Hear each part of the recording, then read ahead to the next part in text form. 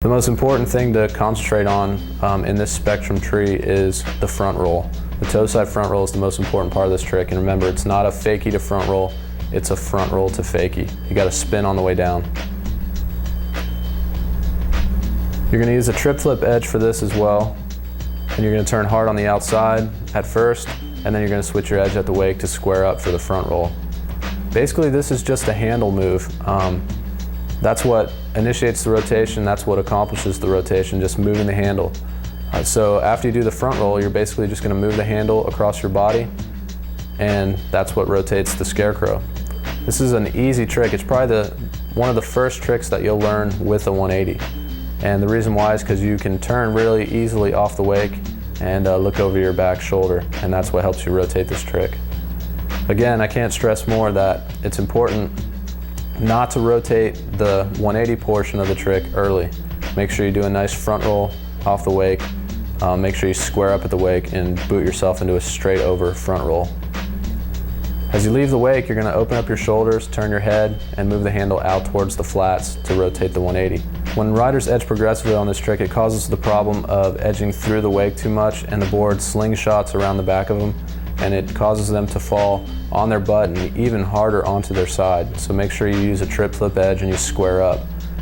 I like to tell riders to actually hit the wake kind of stiff on this trick on their heels with their shoulders back. And what that does is it kind of pole vaults them into the flip. Like a pole vaulter will jam his pole into the pit, and that's what stands him up to actually jump over the high pole. So that's kind of what you want to do on this trick. You want to act like a pole and hit it stiff so the wake will kick you up, and then you can initiate the rotation after you stand tall off the top of the wake.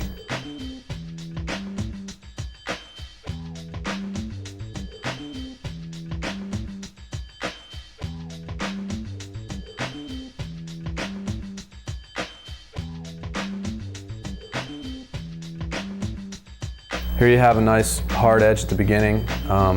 This indicates the trip flip edge. And then you'll see both riders actually come off their edge and bring their shoulders back a little bit so they can square up and get back on their heel side edge at the wake.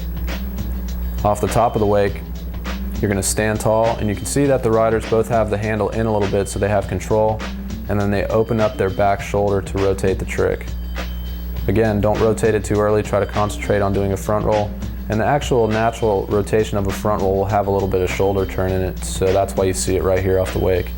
Right here, both riders could make the decision to either do a front roll or a Scarecrow just by moving the handle in a different direction. So that's kind of how you want to think about it. If the front roll's good, move the handle, and then get ready for a switch heel side landing. You can spot the wake on this trick since you're leading the rotation with your head, and that way you can anticipate that heel side edge. That heel side edge is what's going to help you land this trick strong. Another thing that you want to use to prepare for this trick is nice switch jumps. Be able to land wake to wake and even switch jumps out into the flats, and you'll be able to stick this trick no problem.